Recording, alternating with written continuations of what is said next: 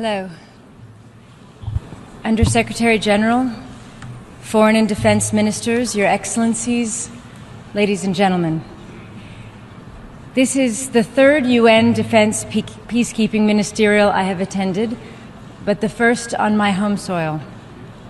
I'm very proud to speak here as an American. I'm a patriot.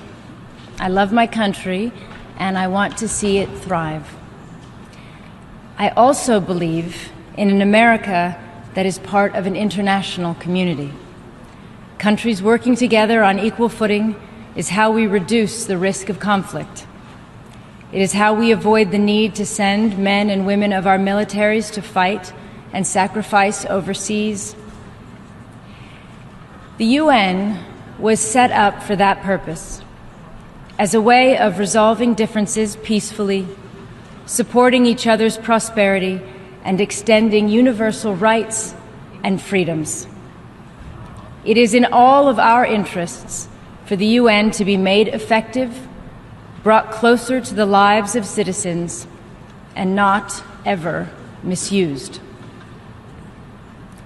At a deeper level, a country that believes that all men and women are born free and equal cannot be true to itself if it doesn't defend those principles for all people, wherever they live, regardless their circumstances and no matter how desperate their struggle. In fact, our support should be strongest where rights are threatened the most. We seem incapable of upholding minimum standards of humanity in many parts of the world.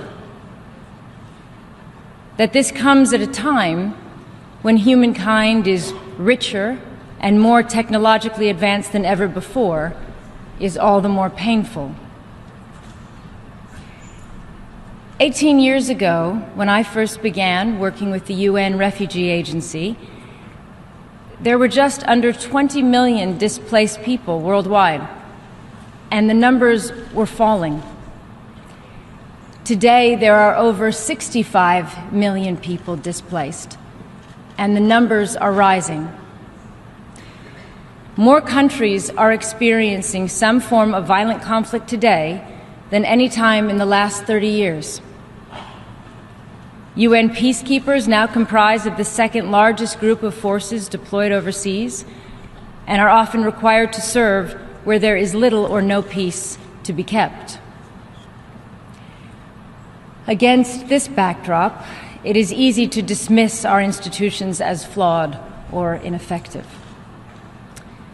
My hope, instead, is that young people, in particular, feel inspired to join the effort to improve them, to join the men and women in the arena, to paraphrase President Roosevelt, who strive and are striving to do deeds and whose faces are marred by dust and sweat and blood. In that regard, I want to express my respect for men and women who serve as peacekeepers, and for those who have been killed and injured. The protection of civilians is the primary responsibility of governments. When UN peacekeepers are deployed, it is usually where a government is unable or unwilling to protect civilian life. Those United Nations missions often represent the last and only hope for millions of people facing daily threats to their safety and their basic rights. The need for peacekeeping troops to have the best possible training and equipment and the highest standards of personal conduct becomes obvious when measured against that weighty responsibility. So that is why this meeting is so important, because it is in the hands of the governments you represent to enable peacekeeping to live up to its ideals and the needs of our time. So as you discuss how to strengthen UN peacekeepers and give peacekeepers the capabilities they need to operate in today's dangerous environments, I ask you to take time to consider the question from the perspective of women. Around the world, there are countless examples of women rising, taking leadership, taking their destiny into their own hands, inspiring us all. But women and girls are still the majority of the victims of war.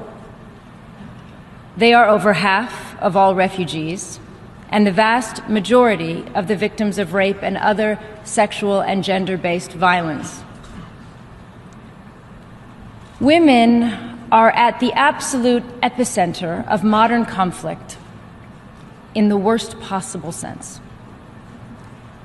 But more often than not, they are still on the outside, looking in when it comes to politics and decisions about their futures.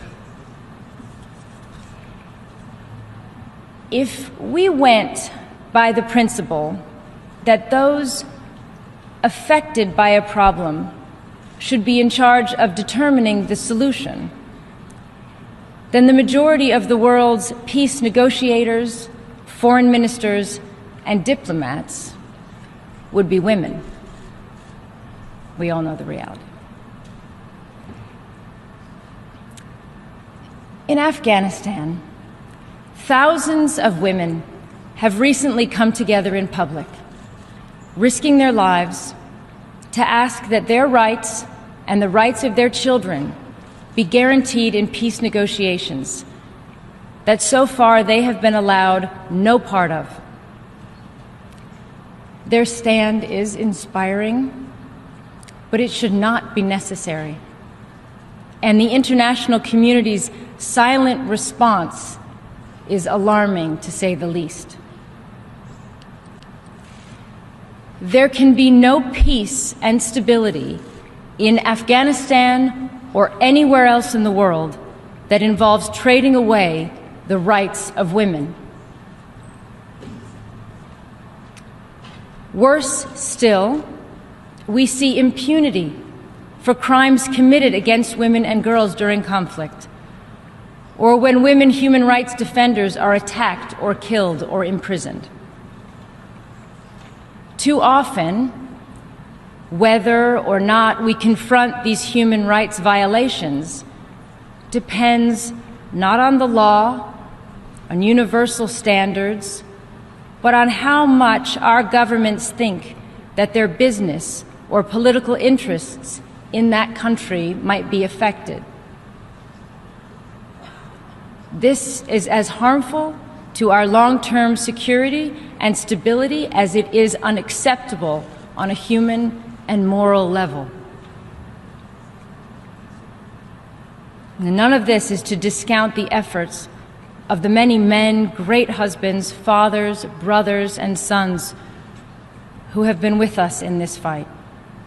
It is simply the reality of the unequal power relations, abuse of power, gender bias, violence, and lack of justice that keep so many women in a subordinate and therefore vulnerable position internationally. As long as we continue to put almost every other issue ahead of women's rights and participation, we will remain stuck in a cycle of violence and conflict. We will have learned nothing, and our institutions will count for less than they should. From my experience, a growing number of men and women in uniform understand this. When we are at our best, doing what we are called to do, we all share the same goals, the same mandate: a safer, more stable world. We fight to defend our freedoms and rights and the freedoms and rights of others. Feel alive. We fly above the mountains day and night. Dive on the water purified. I recently met a male peacekeeper who had just returned from deployment as a gender advisor in the Central African Republic. And he told me that when he started his career of service in Afghanistan, he considered women's rights to be a soft issue. and not what war was fought for. But his experiences had made him understand that that is exactly what should be fought for, and exactly what stabilizes a country. His ability to contribute to this goal became a source of pride for him. He had made that jump in his thinking, and while he'd been doing a great service to his country already, he had now added that understanding and that sense of partnership with the women he served. There is progress. The number of cases of alleged sexual exploitation and abuse are down, although even a single case is unacceptable. The numbers of women peacekeepers is on the rise, with African nations in particular leading the way on this. There are more gender advisors on UN missions, although still not enough. And improving the training on the protection of civilians is starting to come into effect. But there is still a long way to go to demonstrate that anyone who commits violations will not be tolerated and will be investigated and prosecuted without exception. There is still much more to do to increase the number of women in the ranks of peacekeeping missions. And having met some formidable female peacekeepers this morning, I think that this change cannot come soon enough for the effectiveness and impact of peacekeeping missions. And of course, we cannot call for more women to serve without making it safe and viable for them to do so, including ensuring that they themselves are not vulnerable to sexual harassment or abuse.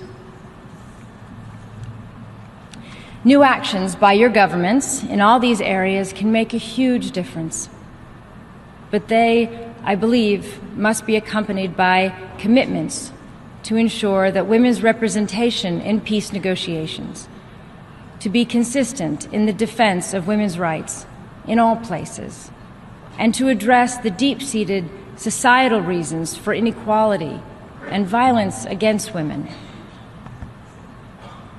And above all, we need to understand that women themselves are protectors, as mothers and peacekeepers and human rights defenders.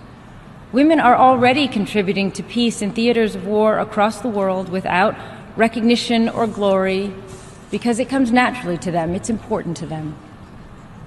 And think of how much more we could achieve with women's equal participation in all aspects of society. Not at the expense of men, but alongside men, because we are all partners in this life. We humans are capable of horrors and unspeakable cruelty, but we are also capable of building civilizations, improving laws, demanding justice. We are willing to fight for people we've never met and for their families. We fall, we fail, we lose our way, often when we're made to feel afraid. But in our moments of strength and clarity, we know that all people are in fact equal. We know that while we can and should be proud of who we are individually, we're a part of a global world. And we know that we are supposed to come together in defense of something greater than ourselves. Thank you very much.